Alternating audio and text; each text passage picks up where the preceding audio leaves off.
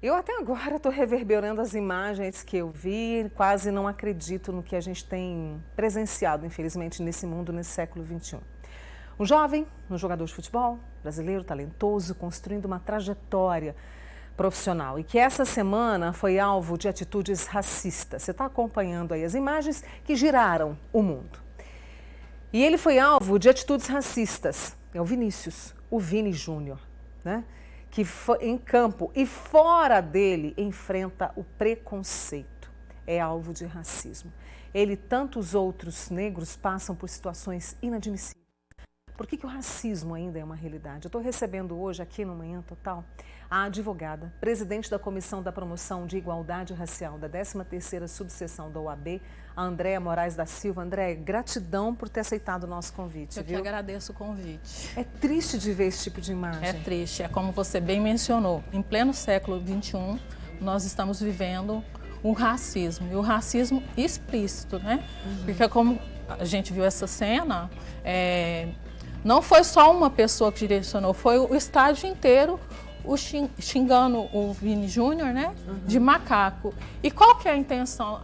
Quando se chama uma pessoa negra de macaco, a pessoa está sendo desumanizada, ou seja, tira a característica dela de ser um ser racional, um ser inteligente. Então, assim, e por que isso ocorre na Espanha? Porque na Espanha não existe uma lei específica para crime de racismo, como aqui no Brasil.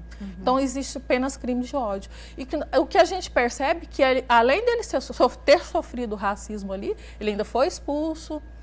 Os juízes não entenderam que foi uma situação de racismo, entendeu? Foi uma situação normal, né? Que acontece em campeonatos. E após a opressão da mídia, né, mundial, é que se vieram retratar essa situação e encará-lo como racismo. Tanto é que depois retiraram o cartão vermelho que foi dado a ele em jogo, os juízes foram dispensados, a FIFA já se retratou, já solidarizou com ele, o Real Madrid, que é o time onde ele joga, mas mesmo assim existe a opressão mundial para que se seja implantada uma lei que tipifique essas ações como racismo. E a gente vê muito, infelizmente, assim, acho que explodiu, né? Mas a gente, infelizmente, principalmente lá na Europa, a gente acompanha esse tipo de situação. Então, e essa situação, ela acontece no mundo inteiro, só que essa situação, esse caso específico estava sendo gravado mundialmente, né? Mas o racismo, ele acontece não só lá, como em qualquer parte do mundo, aqui em Uberlândia, diariamente, constantemente. Só que as pessoas não têm essa... Vamos falar sobre isso, porque às vezes as pessoas vêm com uma expressão dizendo assim, eu não sou racista. Mas isso, inclusive, segundo estudiosos, né, isso infelizmente caracteriza o racismo. Como é que a gente pode, que tipo de atitude é? Esclarece isso pra gente, Andréa, por favor. Quando a pessoa fala eu não sou racista, não basta, ela precisa ser antirracista. Então, ela precisa ser antirracista. Eu acredito que para que se minimize esse tipo de situação, se faz necessário a criação de leis antirracistas, de estudo, de método, escola, começar a informar, né, sobre o tema, né? Porque às vezes, eu acho que antirracismo teria que ser dado nas escolas, como história, geografia, uma matéria mesmo. Porque as pessoas, muitas das vezes, crescem sem saber o que é racismo. Às vezes você sofre um racismo ali implícito e você não está achando que aquilo é racismo. Porque está tão normalizado as falas, as atitudes de racismo, que se a pessoa não tiver um letramento racial, ela nem percebe que ela está sofrendo uma situação de racismo. Você falou de leis, né? Quais são as leis aqui no Brasil que a gente tem? Inclusive, no começo do ano, a gente teve uma mudança numa lei, não foi isso? Isso. Então, existe injúria racial e racismo. O que é que houve nessa mudança? O crime de racismo, ele é imprescritível e inafiançável. Certo. O crime de injúria racial, ele também passou a ser imprescritível e inafiançável. Antes, a pessoa sofria uma injúria racial,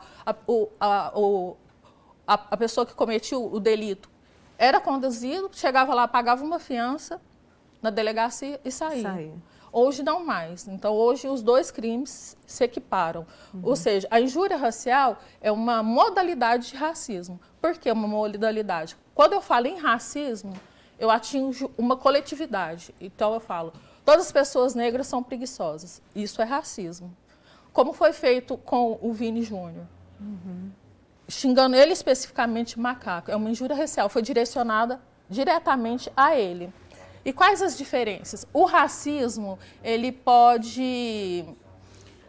o Ministério Público pode representar de ofício. Não precisa de uma ação da parte ofendida para representar. Então, é uma ação incondicionada. Não depende da vítima para se iniciar uma ação processual criminal. Já a injúria racial, ela depende da vítima. Tipo, eu sofri um racismo, eu tenho que dar início à ação penal. Eu tenho que representar e iniciar o crime. E às vezes, há um grande desconhecimento que as pessoas que sofrem injúria racial, elas acham que só lavrar um boletim de ocorrência justifica. Não, ela tem que lavrar o boletim de ocorrência e ela começar uma ação penal, porque aquele boletim, ele fica parado ali, ele não vira uma ação penal. Entendeu? Então, é o desconhecimento, às vezes, de muitas pessoas que, às vezes, ficam tão afobadas e não tem essa informação.